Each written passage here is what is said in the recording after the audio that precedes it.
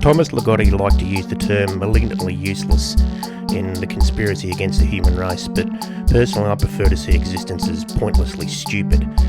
There's not much more stupid than something existing when nothing would do better than just as well. Existence is useless. It's also boring, but there are states of existence that are at least more desirable than others, so it makes more sense to want to attain those states. But then the issue is, what states are these? I would suggest states of existence that require as little exertion of energy as possible. Energy in all meaning, not just the physical use of the limbs. Now, koalas have some of the better existences on the planet. They sleep a lot. They only have one food source, which happens to be toxic to most other animals, so it's more abundant for the koalas, and the toxins get into the koalas' biology, which makes them poisonous to potential predators, so they don't have a lot of those. So they don't have to spend all their time looking around desperately for danger and having to piss off at a moment's notice if they hear or smell something they don't like.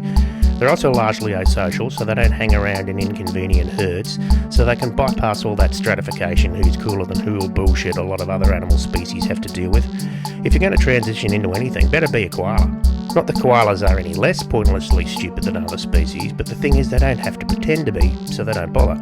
We humans, on the other hand, stuck as we are with this abstract thinking / imagination bullshit, are obliged to make up meaning when there is no meaning there, much less any reason for meaning. So we spend millennia doing religion and politics and ideologies and philosophies and well-beings and wellness and all the rest of it, while koalas have been peacefully bludging up in the trees, not giving a shit about whether there is any meaning to what they're doing or not, or whether they should even bother applying any meaning to eating another gum leaf or having another shit. Now, when the existentialists gave it all away by declaring that the universe itself has no intrinsic meaning, a lot of people got a bit cross, including the existentialists themselves, who are trying to caveat that lack of meaning by going that it's alright because it means we're free to make up our own meaning. But Sartre said we are condemned to be free, meaning that we have to come up with meaning and purpose and all the rest of it, even though we don't really need it. Like koalas don't need it, but we're stuck with it, or rather we're stuck with the mental impulses to come up with rubbish like that. But not having any meaning is in itself not the problem. It's not anything.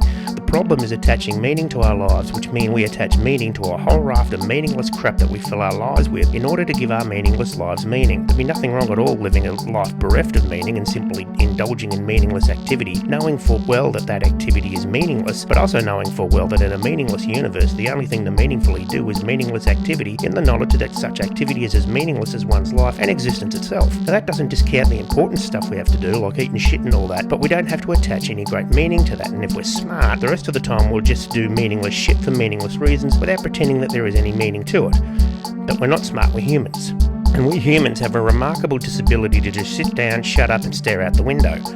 We call that procrastination and condemn it when there's so much to do in working with families and friends and with one's own personal goals. Some people do manage to find nice, easy life projects that give them satisfaction, and it's a huge shame we're not all like that, but we're not. Too much pressure from culture and society and the economy, too much to do, to think about, to plan and to aspire towards. Add the very genuine threat of financial privation that so many of us are threatened with, and our lives are just a holocaust of anxiety, inadequacy, the feeling of failure, doubt, self-pity, all of it a huge load of nothing because it's all for nothing, no valid thing of any substance at all, which is also very stupid.